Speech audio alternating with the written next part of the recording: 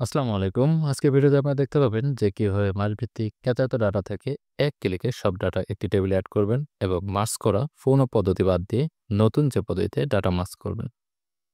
এছাড়া আমি আতিকুর রহমান আমার ফেসবুক পেজ ও ইউটিউব চ্যানেলে এআরএল টিপস থেকে বিভিন্ন ধরনের সময় উপযোগী ও শিক্ষামূলক টিপস ও ট্রিক্স শেয়ার করে থাকি। সেসব টিপস ও ট্রিক্স মিস করতে না চাইলে আমাদের ফলো বা সাবস্ক্রাইব করে রাখুন। নয়তো এরকম টিপস মিস করবেন। ওকে, চলুন মূল ভিডিওর দিকে।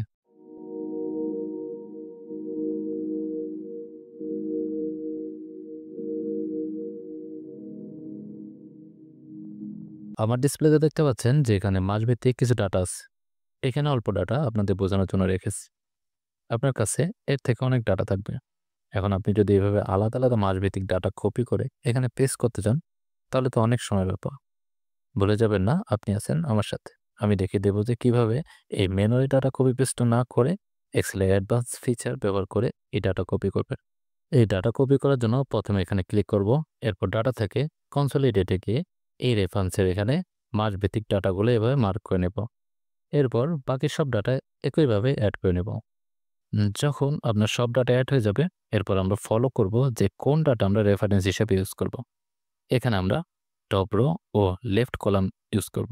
তাই আমরা এটা মার্ক করে দিয়ে ওকে করে দেব। ব্যাস, ডাটা অ্যাড হয়ে গেল। পরবর্তী বিষয়টা হলো কলাম মার্জ করা। এই মার্জ করার জন্য আমরা সাধারণত এই পদ্ধতি ইউজ করে থাকি।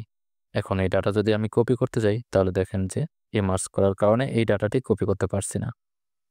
এর থেকে আমরা এক্সেলের অ্যাডভান্স ফিচার ব্যবহার করে আজকে মার্জ করব, যার ফলে যে কোনো ডাটা কপি করব আর কোনো সমস্যা হবে না। এর জন্য আমি যে কলামটি মার্জ করব সেই সেল সিলেক্ট করে Ctrl+1 প্রেস করে অ্যালাইনমেন্ট থেকে হরিজেন্টালে গিয়ে সেন্টার এক্সেল সিলেকশনে সিলেক্ট করে ওকে করে দেব। ব্যাস, সেই কলাম মার্জ হয়ে গেল। এখন কপি করতে আর সমস্যা হবে না।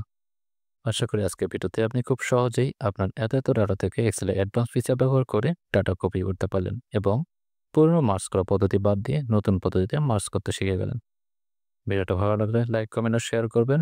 আজকের ভিডিও এই পর্যন্তই। পরবর্তী ভিডিও দেখার আমন্ত্রণ জানিয়ে আজকের মতো এই পর্যন্তই। ভালো থাকবেন, ভালো রাখবেন। আল্লাহ হাফেজ।